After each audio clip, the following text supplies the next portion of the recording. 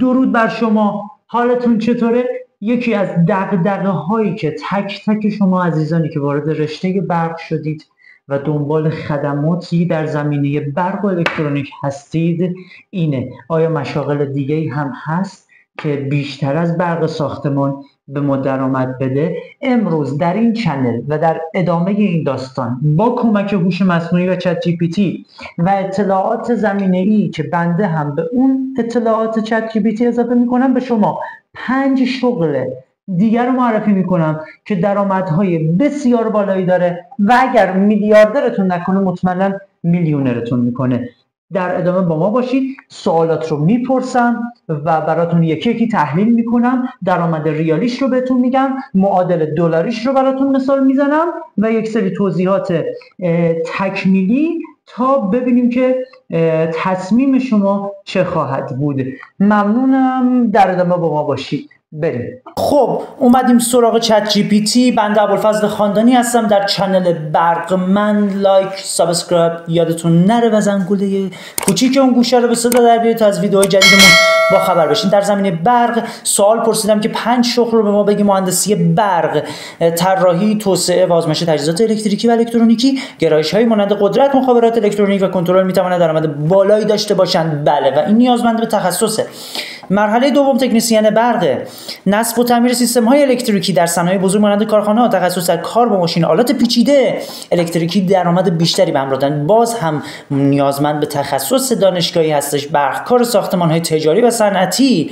خب اینجا رایزر بندی دارید، اینجا درآمدهای بالایی داره در ساختمان‌های چند طبقه، در واحدهای زیاد و در مجتمع‌های تجاری مطمئنا درآمد خیلی بالاتری میگیم. متخصص انرژی تجدیدپذیر که به شدت مهمه، کسایی که وارد مسئله انرژی پاک میشن در حال حاضر و در عصر امروز و در قرن 21 مطمئن باشین که درآمد بسیار بالایی میتونن داشته باشن. دوره‌هاش رو ببینن و مزارع خورشیدی، مزارع بادی رو ایجاد کنن و احیا کنن. طرح‌های سیستم‌های PLC و اتوماسیون هستش که مطمئن باشید میتونه براتون به شدت کارآمد باشه. البته تنوع در PLC و در صنایع اتوماسیون به شدت زیاد، نیاز به ذهن بسیار خلاقی داره. این شغل به دلیل تخصص بالا و کوربرد و گسترده درآمد بالایی دارد. همینطور هم کمیابه. شغلی که مطمئن باشه قرار باشه درآمد بالایی داشته باشه این چنین هستش که حالا اینطوری بهت بگم، مشاغلی رو که الان چت جی پی تی ما معرفی کرد همه اصولا نیاز به تخصص‌های دانشگاهی دارن. من 2 تا شغل دیگر رو به عنوان اشانتیون با تجربه و دیدگاه خودم بهتون معرفی میکنم که درآمدی حدود 30 میلیون تومان داره. اگر 60 میلیون در سال 1403 باشه میکنه $1000. شما نزدیک به $500 درآمد خواهید داشت. درآمد حاصل از تعمیرات لوازم خانگی. شما دقت بفرمایید، خیلی چت جی پی تی تو اینجا جواب جالبی رو به ما میده. درآمد حاصل تعمیر لوازم خانگی بله به عوامل زیادی ربط داره. خب چت جی پی تی اصولا همش اینو میگه بهتون، چون واقعا عوامل زیاد داخل تو همه چیز. میزان تجربه و تخصص شما مهمه، نوع لوازم خانگی که تعمیر میکنید، محل فعالیتی که دارید کار میکنید، یا پاخورش خوبه، مغازه جای خوبی هستش، آیا مشتریان زیادی میتونید داشته باشید. میانگین درآمدش 10 تا 12 میلیون تومان بسته به تعداد مشتریانتونه و 30 تا 50 میلیون تومان برای مشتریای خاص و برای محصولات و لوازم خاص میتونید درآمد داشته باشید. پس شما اگر 30 میلیون تومان رو فقط میانگین بگیرید، شما درآمد ماهانه‌تون $500 خواهد بود در سال 1403.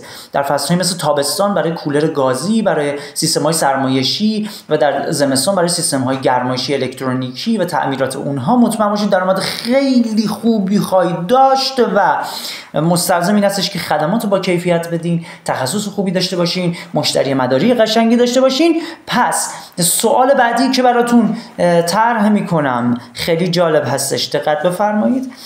ساخت لوسترو لاینر و آباژور. ببینید درآمدش چقدره. چت جی پی تی چجوری با ما میخواد اطلاعات بده. بله، درآمد حاصل از تولید آباژور و لوستر که اینجا دقت بفرمایید، مجدد تولید آباژور و لوستر میتواند کسب و کار سودآور باشد. من خودم این رو تجربه کردم و لوسترهای لاینری تولید کردم، لوسترهای لوکس و سفارشی که خاص مواد اولیه با کیفیت، کریستال، فلزات گرانبها، آباژورها و لوسترهای ساده یا اقتصادی یا اکونومی مقیاس تولیدتون تاثیرگذار هستش و درآمد خونگیش 5 تا 15 میلیونه، درآمد بیرونش 30 تا 100 میلیون. بسته به بازارتونه که آنلاین بفروشین یا بنکدار بفروشین، بازار هدفتون کجاست، مشتریاتون کیان. پس یا صادرات دارید و ندارید، به درآمد دلاری میگیرید، نوآوری و طراحیتون مهمه که چه طراحی‌ها و خلاقیت‌های ذهنی دارید یا الهام میگیرید از جاهای دیگه.